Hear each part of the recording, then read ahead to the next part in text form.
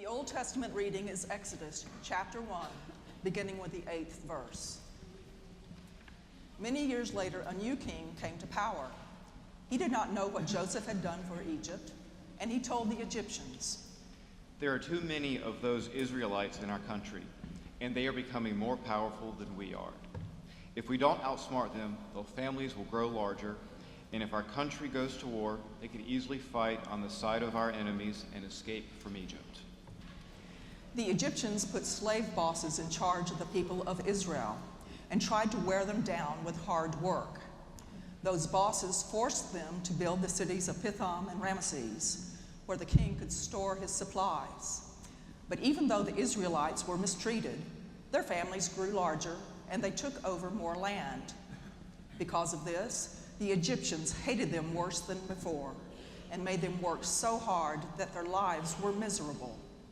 The Egyptians were cruel to the people of Israel and forced them to make bricks and to mix mortar and to work in the fields. Finally, the king called in Shiphrah and Puah, the two women who helped the Hebrew mothers when they gave birth. He told them, "If a Hebrew woman gives birth to a girl, let the child live. If the baby is a boy, kill him." But the two women were faithful to God and did not kill the boys, even though the king had told them to. The king called them in again and asked, "Why are you letting those baby boys live?" They answered, "Hebrew women have their babies much quicker than Egyptian women. By the time we arrive, their babies are already born." God was good to the two women because they truly respected him, and he blessed them with children of their own. The Hebrews kept increasing until finally the king gave a command to everyone in the nation. "As soon as a Hebrew boy is born, throw him into the Nile River, but you can let the girls live." A man from the Levi tribe married a woman from the same tribe, and she later had a baby boy. He was a beautiful child, and she kept him inside for 3 months. But when she could no longer keep him hidden, she made a basket out of reeds and covered it with tar. She put him in the basket and placed it in the tall grass along the edge of the Nile River. The baby's older sister stood off at a distance to see what would happen to him. About that time, one of the king's daughters came down to take a bath in the river, while her servant women walked along the riverbank. She saw the basket in the tall grass and sent one of the young women to pull it out of the water. When the king's daughter opened the basket, she saw the baby and felt sorry for him because he was crying. She said, "This must be one of the Hebrew babies." At once, the baby's older sister came up and asked, "Do you want me to get a Hebrew woman to take care of the baby for you?" And the king's daughter answered, "Yes, go." So the girl brought the baby's mother, and the king's daughter told her, "Take care of this child, and I will pay you." The baby's mother carried him home and took care of him.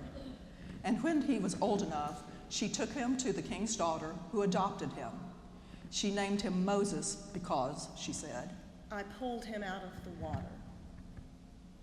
Listen now to the word of God from Romans chapter 12. "I appeal to you, therefore, brethren, by the mercies of God, to present your bodies as a living sacrifice, holy and acceptable to God, which is your spiritual worship. Do not be conformed to this world, but be transformed by the renewal of your mind, that you may prove what is the will of God, what is good and acceptable and perfect." This is the word of God for the people of God. Thanks be to God.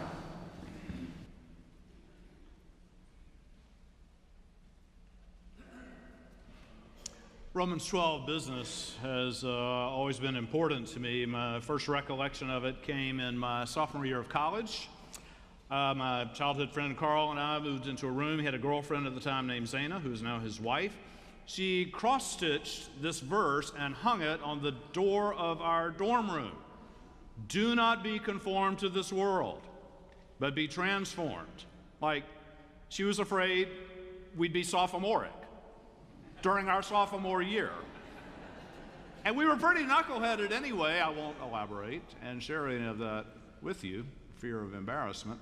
But I think it curbed us in a way. You had to kind of think about that. Do not be conformed to this world, but be transformed by the renewal of your mind. The story of Exodus begins with Israel is in considerable trouble, and it's taken them a long time to get into that trouble. It didn't just happen yesterday. And the redemption from God is coming, but that's not going to happen tomorrow either. The trouble took a long time to build, and the redemption takes a long time to come. But God is already beginning to work out the redemption. Even when the people can't see it and they have no hope whatsoever, God is already sowing the seeds of what the redemption will be, even though they can't see it. It all begins with the cry of the people. People cry out in the misery, and God hears.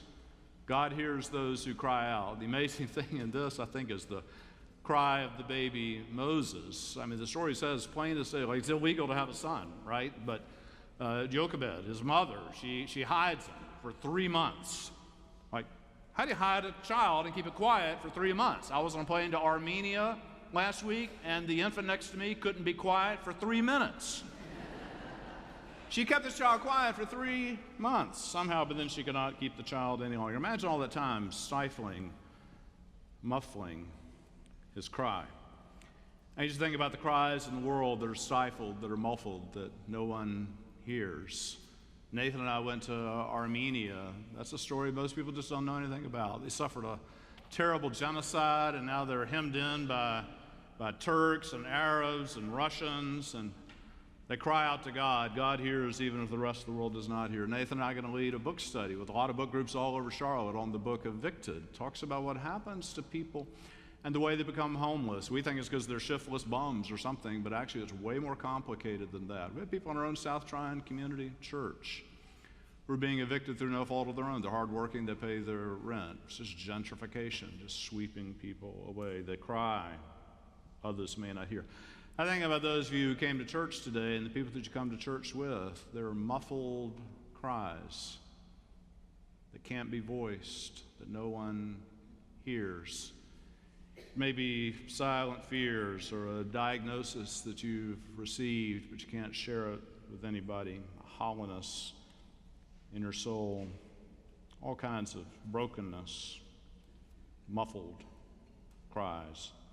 The Israelites cry out and God hears, and what causes them to cry out is the economy that they live in, the social system that they live in. Pharaoh builds pyramids, and that's just the perfect symbol of the way it always goes, right? There's a pyramid. We hear about a Ponzi scheme. It's a pyramid scheme. That's just really our whole economy, though, right?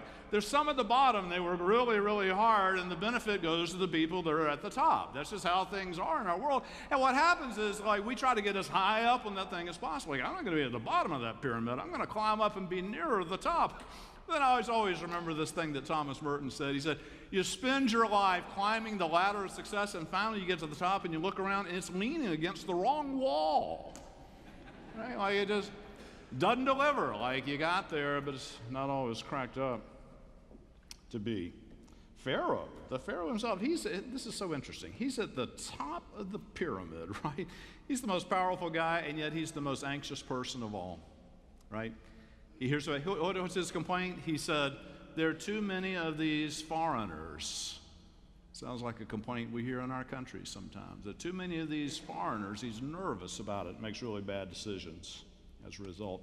What we forget is what happens to the powers of this world. I know people that are bent out of shape all the time about the powers of this world. I know people Donald Trump just knocks them up in rage every moment of every day. And I know people who for 8 years they were knotted up in rage over Barack Obama. And I know people that are so frustrated with the Congress. Try going to Armenia and they got to think about the Arabs and the Turks and the Russians. And we fear these powers and they dominate our consciousness, but what the Bible teaches us is that they're being judged, even as we speak. God is already judging them. There is an accountability. You know, education, we're thinking about going back to school and all this. Education is so wasted on the children who go to school, right? You have no clue what's going on. When I was in school, we had to memorize a poem by Percy Bysshe Shelley. And I'm sure I memorized it and did pretty well. I can remember most of it today, but not enough. I would embarrass myself if I tried to recite it. Percy Bysshe Shelley was in Egypt, and he saw this crumbled statue of this great pharaoh, maybe actually the pharaoh of our story. And he wrote this poem, two vast and trunkless legs of stone stand in the desert. Near them on the sand, half sunk, a shattered visage lies, whose frown and wrinkled lip and sneer of cold command show that well its passions red. My name is Ozymandias, King of Kings. Look upon my works, ye mighty in despair. Nothing beside remains. Round the decay of that colossal wreck, boundless and bare, the lone and level sands stretch far away. Like, that's God speaking through that, right? Like, the greatest powers of this world will crumble and come to nothing. They will be nothing. We don't vest our hopes in them. We vest our hopes in God. The redemption in the story begins with two obscure women who are not mentioned in the annals of Egyptian history, but we know their names from the Bible. They're two young women. Their names are Shiphrah and Puah. Some of you, you're in the process of having children. Let me commend these names to you should you have a daughter. I want to baptize a Shiphrah one day. I've never gotten to do that. Shiphrah means little flower, and Puah means pretty. Here you have little flower and pretty, Shiphrah and Puah, and they're amazing. They're lawbreakers, right? The Pharaoh says to them, kill the boys when they're born, and they break the law. We never figured this out as Christians. It's civil disobedience, and civil disobedience always makes us nervous, but if we think about it, most good things that have happened in history have been because there were lawbreakers who were willing to break the law in the name of good. The American Revolution was law-breaking. The civil rights movement was law-breaking. Women's suffrage, I mean, you name it. At church, we have laws, things that we're supposed to do, and it usually has to do with who shouldn't be included in the life of the church. Seems to me we should always err on the side of the lawbreakers, for those who are willing to take risk, for those who are willing to do something for the people who are hurt. Are we willing to take those kinds of risks? Jonathan Sachs, the great rabbi, said there are crimes against humanity that cannot be excused by the claim, I was only obeying orders. We're such status quo people, but God does not equal the status quo. God invites us to defy the status quo, like Shiphrah and Puah. I love their sassiness. Only a couple of you laughed when it was read. The Pharaoh comes to Shiphrah and Puah, these two young women, and says, why weren't you killing the baby boys? And they say, well, the Hebrew women are not like the Egyptian women. They are so strong they give birth before the midwives can even get there. I mean, it's a smart alecky right in the face of the Pharaoh. I think God just invites us to do that, to be a little sassy, to defy the powers that be. We're on God's side. We're going to do God's will, whatever that is. You see, we mistake the point of education. It's a big thing to us. We want our children to be educated well. We want to be educated people. We get confused about what education is for. We think that education is about success. We think education is about making money. We think education is about getting ahead. But historically in America, and actually in all of Western civilization, education for years has been about wisdom. Education has been about being good. Education has been about having some courage. There's another book I read in high school. I'm sure I got a pretty good grade on the test. I had no clue what it was about, but now I get it. We read David Copperfield. Maybe you did too. It's in the first sentence, and I missed it. David Copperfield begins, whether I shall turn out to be the hero of my own life or whether that station will be held by anybody else, these pages must show. Like, that's the question. Are you going to be a hero? Or are you just going to kind of fit in? God calls us to be heroic. God calls us to do something. I think about Albert Schweitzer. He's the kind of guy who's always gotten on my nerves. He's good at everything, right? He's a doctor. He's a great organist. He's a New Testament scholar. I hate people like that. It's so good on my nerves. He's handsome to boot, you know. And he's got all that. He's like, and he gives it all up. And he goes to sub-Saharan Africa to Lamborghini to be a doctor to the poorest of the poor. And he was asked, why did you do this thing? He said, I'd been reading my Bible, and I hoped that people would believe this, and it was hard to persuade them Jesus is the real thing. So here's his great line, I wanted to make my life my argument. So some of you come to me and say, I know somebody doesn't go to church or doesn't believe in God. Like, how are we going to persuade anybody that God's the real thing? You make your life your argument, right? Like, live in such a way that people say, dang. That seems cool. That seems revolutionary. That seems cutting edge. That seems like that might just bring about some good. It can be just a small thing from small people. Rosa Parks, she was a Methodist, I'm proud to say, seamstress. And all she did was she just sat down. She broke the law because the law is you're supposed to stand up. And she didn't stand up. She just sat down. Little woman changed the world. Nathan and I were in Armenia. There's a little woman there named Nara. How tall is Nara? She's 4'9", 4'10". I mean, she is height challenged. And but she's not soul challenged. She's amazing. She went into this area. It's really disputed between Azerbaijan and Armenia. The UN doesn't know really who it belongs to. Russia disputes it, and so even the Red Cross won't go there. And she went to this community there, and they now have a hospital, and they've got an orphanage, and they got all this stuff. And she's just one person. She just decided to go do something. She had some courage. This is the time of year we try to get you in Bible study groups, and you miss what that's about. You think, if I get in a Bible study group, I'll know more Bible facts. I'll do well at Bible trivia, should I ever play that game. Like, who succeeded Hezekiah? It was Manasseh. Ha! Who cares who succeeded Hezekiah? If you're in a Bible study, the point of it is you come to be one with the mind and the heart of God. So you think God's thought instead of just conforming to what everybody in society says you ought to think. Do not be conformed to this world. We're masters of that, aren't we? But be transformed by the renewal of your mind. I think God's thought. I feel God's feelings. If you're in Bible study, the whole point of it is that you might become holy, that you might have some bravery. The Bible will make you brave. Here's the last thing. Speaking of bravery, Jochebed, Moses' mother, how she kept him quiet for 3 months, I have no idea. But then she just couldn't keep him quiet any longer. And she knows that they're going to know there's a boy there and he's going to be killed. So she's desperate. She doesn't know how to help. She has no help. She has nowhere to turn. She doesn't know what to do. So in total desperation, she does what is unthinkable. Right? To part from your child, that just seems unthinkable, but she had no choice. So what she did is she took her child and she put him in a basket and she just sent it down the river. She hoped against hope. She had no idea where that basket was going. This interesting thing in the Hebrew, the word that's translated basket there isn't the usual word for basket. The Hebrew word translated basket there is teva.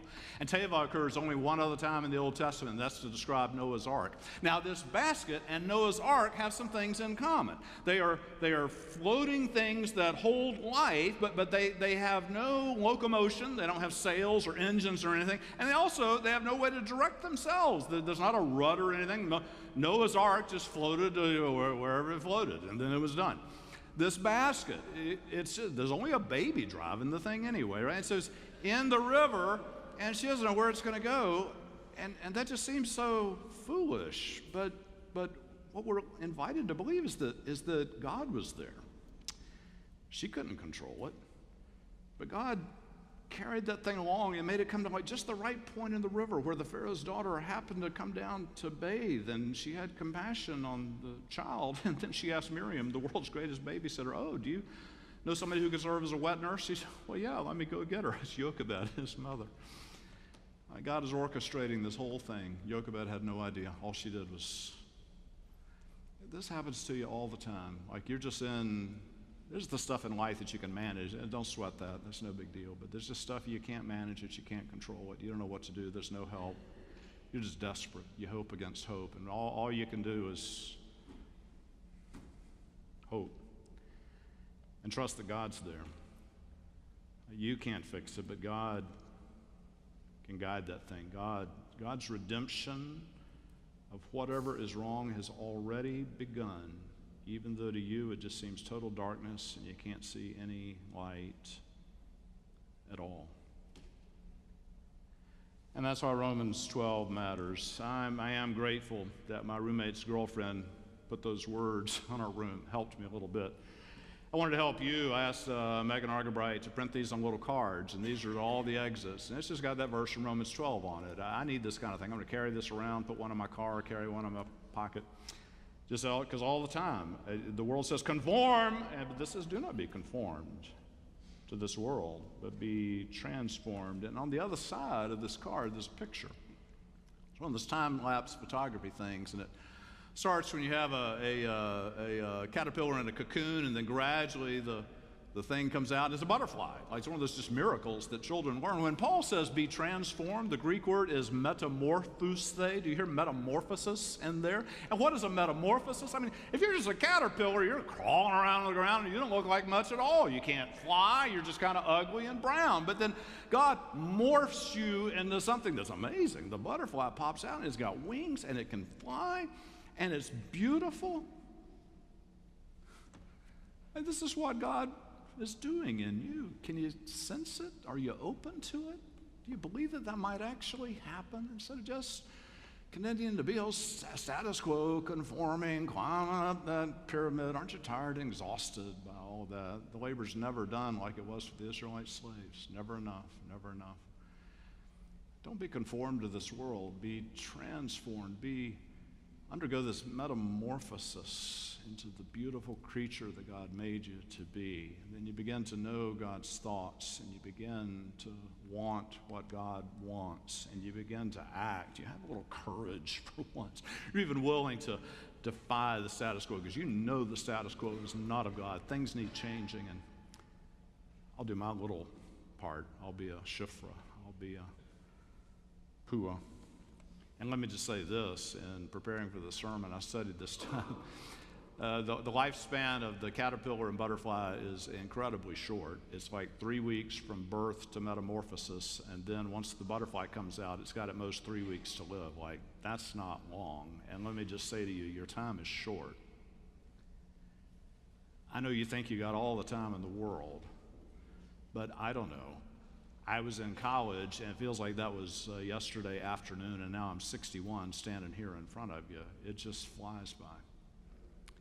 And we're always putting it off, aren't we? Like, oh yeah, someday I'll learn about, someday I'll do something for God, someday I'll get with this thing. Today. God knows your heart. God hears your cry. Do not be conformed. You've got that down pat already. Give it up. But be transformed by the renewal of your mind.